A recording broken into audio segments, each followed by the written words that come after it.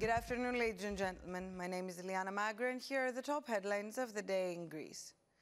Greek Prime Minister Kyriakos Mitsotakis met with his Italian counterpart Giorgia Meloni in Rome today, resuming a bilateral dialogue that was originally scheduled for February but later postponed.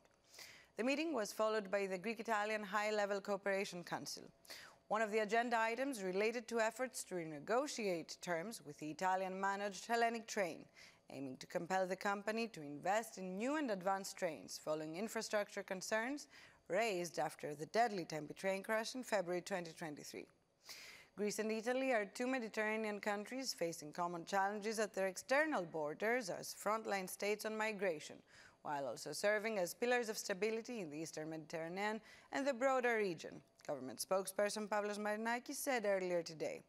It should be noted that after Italy, the Greek Premier will travel to Germany, where he will meet newly elected Chancellor Friedrich Merz tomorrow. The government spokesman, Mr. Marinakis, emphasized that Kyriakos Mitsotakis will be the first European leader received by Mr. Merz since his swearing-in last week. In other news, 5 people were arrested yesterday at a beach in Anavissos in eastern Attica during a police operation aimed at ensuring that public access was not obstructed by unauthorized commercial activity. The suspects, who are business owners and managers, had allegedly violated the terms of their licenses, which permitted only basic canteen services. According to police, the establishments had unlawfully installed tables, chairs, and sound systems, effectively operating as open-air bars. They had also occupied large sections of the beach with umbrellas and sunbeds, restricting access to the public. The suspects have been referred to the public prosecutor, while similar inspections are being carried out along the Attica coastline. Now, the indictment of former Transport Minister Kostas Karamanlis is expected to dominate the political agenda this week, as opposition parties prepare to table motions calling for a parliamentary inquiry. The Socialist PASOK party is set to submit its own proposal, citing criminal charges related to endangering traffic safety. Leftist Syriza will also put forward a motion targeting Mr. Karamanlis. To meet the threshold of required signatories, however, Syriza is seeking support from the New Left party.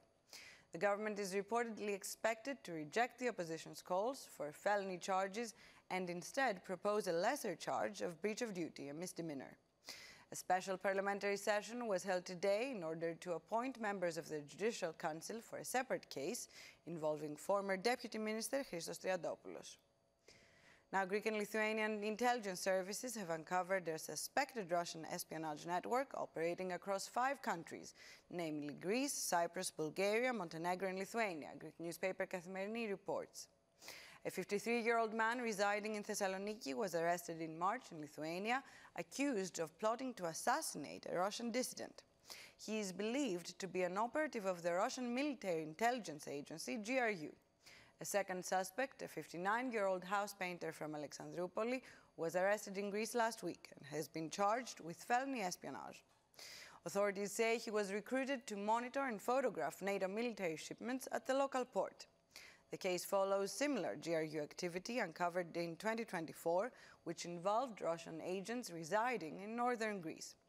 Investigators are reportedly examining possible links between the two operations. In other news, the Minister for National Economy and Finance, Kyriakos Pierrakakis, is participating in the Eurogroup and ECOFIN meetings in Brussels today and tomorrow. The Eurogroup will discuss the implementation of Europe's banking union, global economic developments, and the progress of the digital euro introduction plan.